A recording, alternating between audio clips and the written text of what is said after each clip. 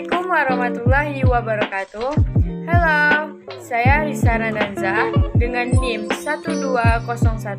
12103249111 dari kelas 4G Manajemen Pendidikan Islam. Baiklah, di sini saya akan menjelaskan tentang komunikasi organisasi verbal untuk melengkapi ujian akhir semester saya pada mata kuliah komunikasi organisasi. Baik, apa sih yang dimaksud dengan komunikasi verbal? Yang dimaksud dengan komunikasi verbal ialah proses transmisi pesan dengan menggunakan bahasa dari pengirim pesan yang disebut juga dengan komunikator kepada penerima pesan atau disebut juga dengan komunikan.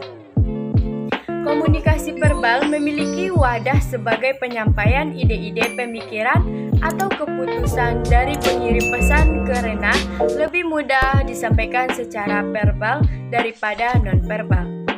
Dengan harapan, penerima lebih mudah memahami pesan-pesan yang disampaikan oleh pengirim pesan.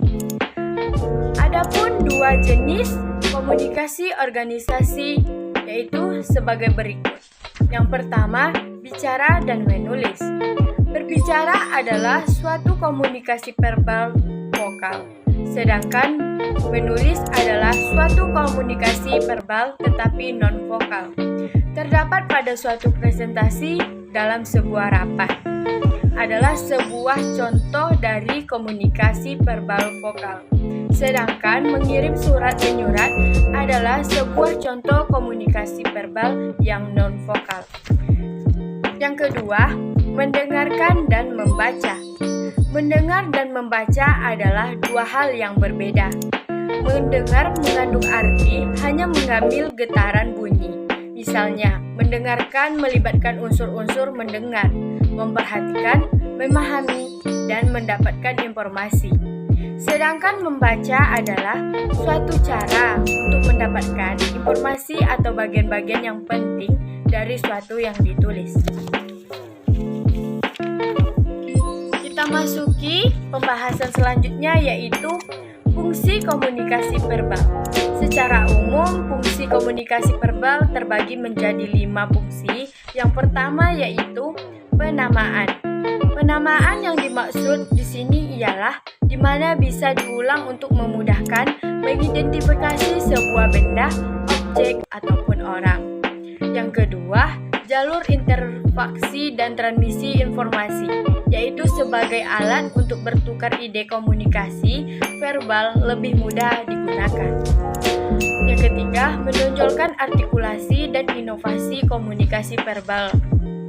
Komunikasi verbal ini unik dalam ungkapan berbahasa. Dalam hal ini, tidak ada alat komunikasi selain verbal yang bisa memanfaatkan artikulasi dengan lebih baik. Yang keempat, alat sosialisasi yang efektif. Ini sangat bermanfaat untuk bersosialisasi seperti diskusi, menyapa, dan lain sebagainya. Yang kelima, sebagai sarana pengembangan bahasa. Karena dunia selalu berkembang, banyak hal baru yang muncul dan perlu diidentifikasi. Selanjutnya kita masuk contoh komunikasi verbal dalam kehidupan sehari-hari. Misalnya ya, dalam dunia pendidikan. Ketika dosen menjelaskan di depan ruang kelas dan dosen tersebut membacakan informasi mengenai materi yang dijelaskan. Seorang dosen tersebut melakukan komunikasi verbal sebagai komunikator dan sebagai mahasiswa, kita menerima pesan informasi mengenai materi yang disampaikan oleh dosen. Karena sebagai mahasiswa, kita bertindak sebagai komunikan dan komunikasi verbal seperti ini memiliki gangguan, yaitu seperti saat sedang dosen menyampaikan informasi mengenai materi dan terdapat noise dari mahasiswa yang acuh terhadap penjelasan dosen tersebut. Maka komunikasi antara dosen dan mahasiswa ini menjadi tidak efektif dan apa yang disampaikan tidak dimengerti. Sekian penjelasan dari saya.